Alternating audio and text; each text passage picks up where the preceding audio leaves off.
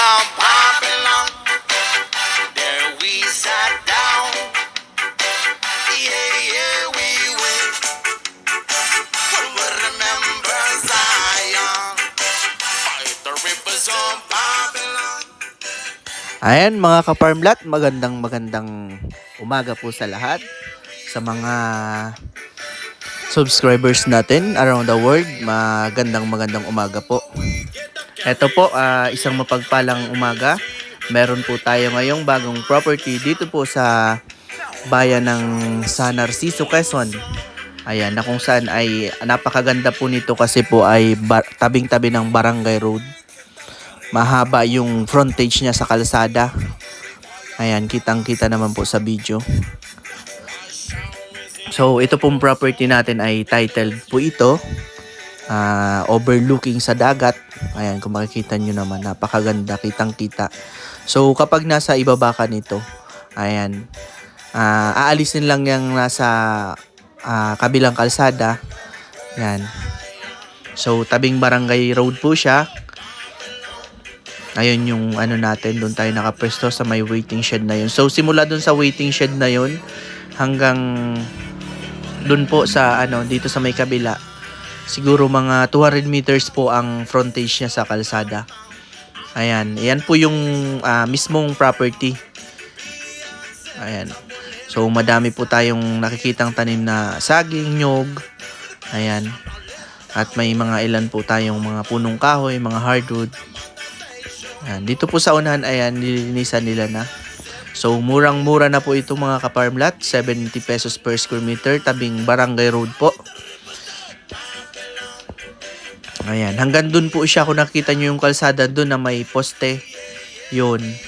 Hanggang dun. Simula dun sa nakita nating waiting shed. Ayan. So, kung pupunta po kayo dito, from town proper ay 10 minutes more or less po ay naandito na kayo sa property. Ayan. So, from Manila naman po, 5 to 6 hours po. Pero ginagawa na po yung Tier 4 natin. So, maliles na po yung pagpunta dito sa property. Ayan. Kitang-kita naman po na may source na tayo ng kuryente. Kaya hindi mahirap po kahit po medyo malayo. Ayan, may source po tayo ng kuryente. So, actually hindi naman siya malayo. Yung kalsada po natin dito ay inaayos na. So, bali nga kalahati na po yung nasemento nilang daanan. So, ongoing po yun. Kaya napakaganda na po dito sa papasok na ito. Hanggang property na po ay magiging cemented road din po ito soon. So, ngayon po ay mura pa po yung presyo mga kabayan, mga ka-farmlat. Kaya, dahil nga hindi pa siya cemented road. So, mga OFW po natin dyan, kung naghahanap po kayo ng farmlat na mabibili para po sa inyong retirement plan or pagtayuan ng magandang vacation house ninyo, ayan. Ito po ay napakaganda kasi nga ay overlooking sa dagat. So, sunrise view po dito. Makikita nyo yung sikat ng araw. Kung kayo po ay sunrise lover. Ayan.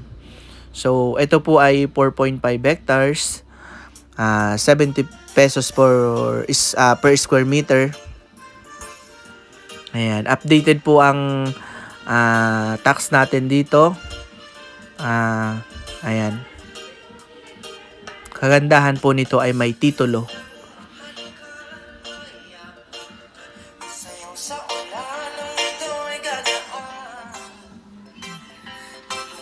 So maraming salamat po. God bless everyone.